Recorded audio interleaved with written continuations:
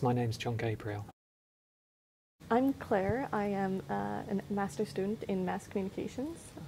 My name's Aisha Milian. I'm studying here health studies and social policy. I'm in my third year now.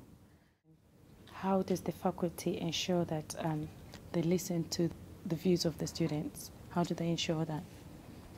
We do that in lots of different ways. We have STARs, student academic representatives, which you're one. We have course committees, and you're represented on our course committees, so for every course in the faculty we have student representatives, and the idea is that they will collect the views of other students and bring those to the committees and pass those on to staff. Those meetings are minuted and recorded, and feedback at the next committee meeting will tell you what we've done, if we've taken any actions in response to your comments. And of course the NSS is another, the Student Satisfaction Survey is another way that we get feedback from students. And we have module logs. Every time you do a module, we get feedback from that particular module from students, and again the module conveners take account of that when they come to develop their module. And I think it's important as well that we have a lot of informal opportunities to get feedback from you when you come to visit us in office hours, when you chat to us in the corridor, all manner of ways in which you can pass back information about the course, what things are working and what things aren't. I actually just started this in the spring semester, so I've only been here for 3 weeks. My question is, why do you think student feedback is important? Okay, well, welcome, Claire. I think it's important for a number of reasons. Tutors and lecturers in developing their courses need to take account of a number of different viewpoints. We need to make sure that we're meeting the standards of our courses, and we get that feedback from our external examiners and the Quality Assurance Agency. We recently had a university inspection which gave full confidence to the standards and quality of our courses across the university. So we get feedback that way. But the feedback from our students is enormously important in terms of developing our curriculum and developing our teaching methods and forms of assessment. In our strategic plan, the university commits itself as its #1 strategic priority to enhance the learning experience of our students. And we can't possibly do that without getting your views on our courses and on our teaching methods. You are the learners, and if we're getting it wrong and we don't ask you, we'll never know. So it's absolutely imperative for us to get the feedback and to build that into our understanding of how we can improve our teaching and improve the content of our courses. And we obviously listen to academics and academic debate, and we update ourselves with new publications and new research in the field. And we're also aware of new teaching methods and different ways of assessing students. So we need to take account of all of that, but your views, you're the central person in this exercise, so your views are absolutely critical for us. What is so important about the National Student Survey?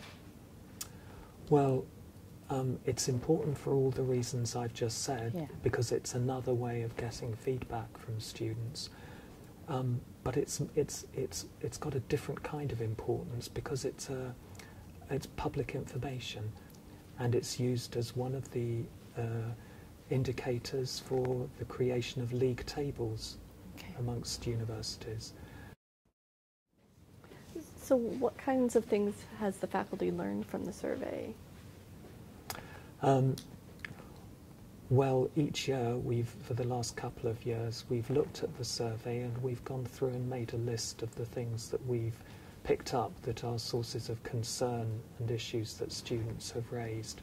So, for example, we've learned that getting feedback to you on your coursework is important, being accessible to you is important. Having opportunities to learn with other students is important to you. So there are a number of ways in which we've identified issues that we've then taken forward in the faculty and discussed them amongst ourselves, and taken various courses of action in response to them. What specific things have you done, or has the faculty done, to be able to listen and respond to these views or students' views?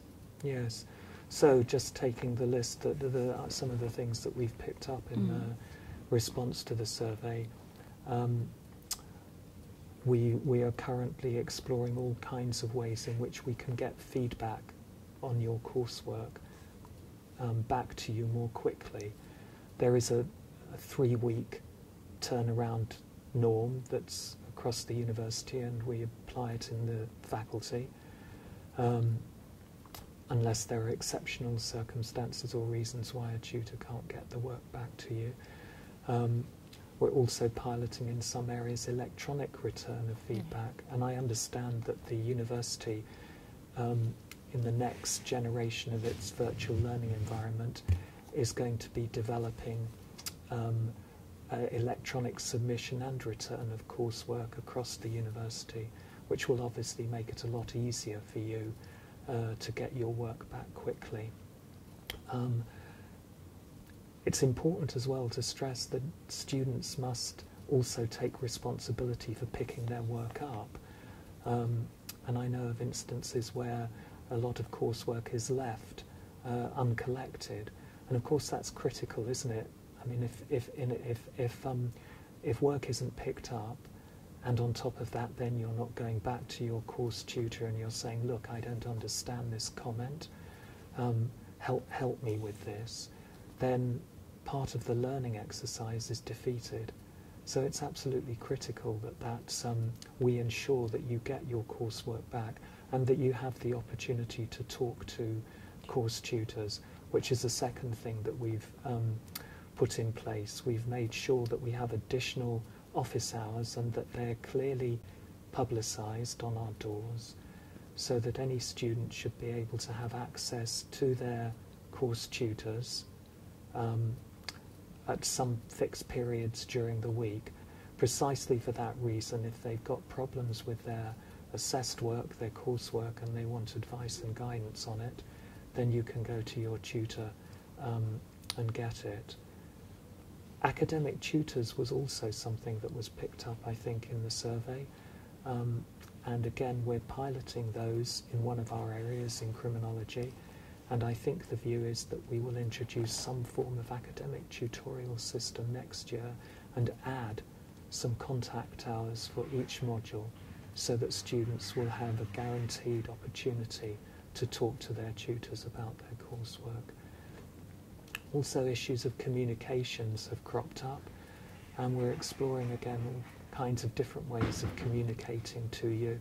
I know that in the induction period, Chris was using mobile technology to text students to get information to them about where induction meetings were taking place. I know that on one of our modules, mobile technology is being used now as a way of contacting. Yeah. Maybe you've been involved in that, Aisha. And one of the modules, I think, in social policy, which is used now as an alternative way of contacting your tutor and getting feedback as and when you want it. But we're also using some of the social network sites. We've created a Facebook site in the last couple of years, and we're publicising events through that. And I think the WebLearn as well has an opportunity for you to interact with students and tutors. So I think we're exploring all kinds of ways in which we'll enhance the kind of communication with you so that you're kept in touch with things as they happen. Okay. So there's some of the things that we've done in response to the survey. So how do you let us as students know that you've made these changes?